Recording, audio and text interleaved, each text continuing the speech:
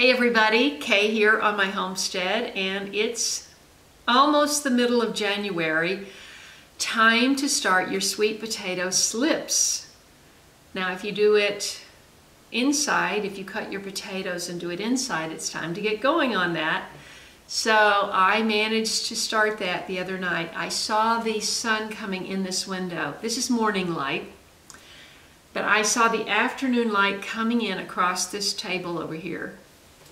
And I thought, wouldn't it be beautiful? You know, I'm always thinking of aesthetics. You know, I went to art school, I collected art, I made art, I was a serious photographer, and so I'm always thinking about light. And the light was just beautiful. The sun was right there and it was coming in and going across that table, and I said, let's get those sweet potatoes done right now. We'll do it in the sun. And I'll explain it all later, and I just did it. But basically all you do is you select potatoes, hopefully you can get organic potatoes, and cut them in half. You know, about an inch from the cut end, you put in 3 toothpicks or more, and you put it in a jar of water. You fill it up so the water level is above the cut end, and the pointed end is where these slips or these sprouts grow out. And they grow out and they can get long. And as Daryl pointed out in a recent video, you can even take one of those slips off right at the potato, cut it right at the potato, and you can cut it in half and root both of those if you want to.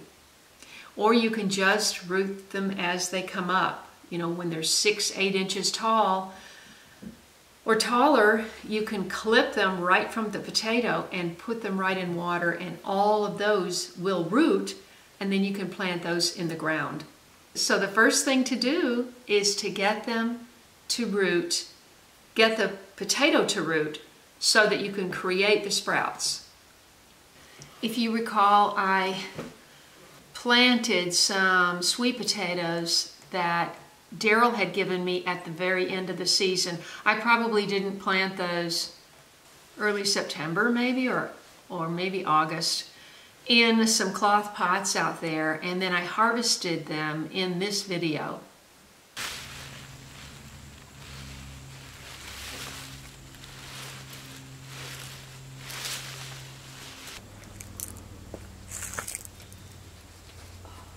And, you know, they didn't have that long of a growing season before it started getting cold. I did have a couple of blooms on the plants. So I thought, well, there's something edible in there. May not be very big, and they weren't. They're all tiny. But, you know, for one person, one of those potatoes is a perfect side dish for your meal. So I took, I think, 4 of his potatoes and cut them in half, and then I used 2 of these Stokes, I think it's called Stokes brand, and it's a purple potato. And you know, purple vegetables, or if you didn't know, purple vegetables have more anthocyanins in them than other vegetables. So if you've noticed, there are more purple potatoes available, both sweet potatoes and regular potatoes. More purple varieties are available now. I certainly never saw those growing up. But I love to buy purple, and I love to grow purple if I have the opportunity. And right now, look at this. Look at this. Right now, I have all of these. These are all purple potatoes.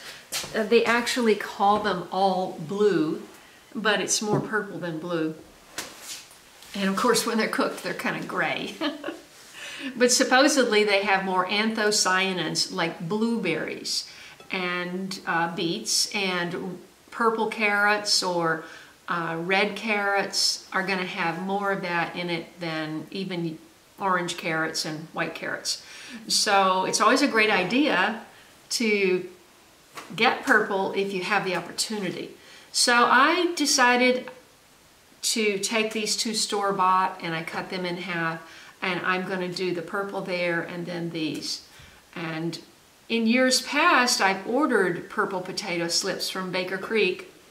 I didn't get organized to do that, and it's time to slip the potatoes. So we'll see if I get a good result from this. Did you know that the leaves of sweet potatoes are even more nutritious than the roots? It's true. In some cultures, they grow sweet potatoes for the leaves, not the roots. So don't forget to try some of those fresh green leaves in stir fry or whatever, because they have a lot of nutrients. So I thought, you know, there's always light down there at that bottom of that windowsill. It's not always direct light.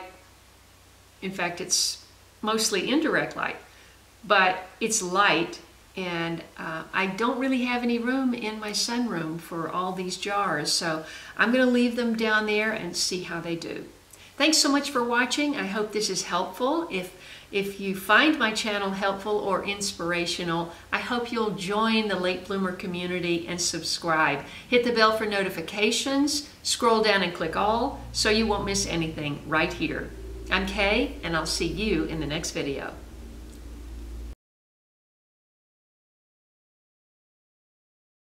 If you enjoyed this video, please watch these. And don't forget to follow me on Instagram, Facebook, and Twitter. And I'll see you in the next video.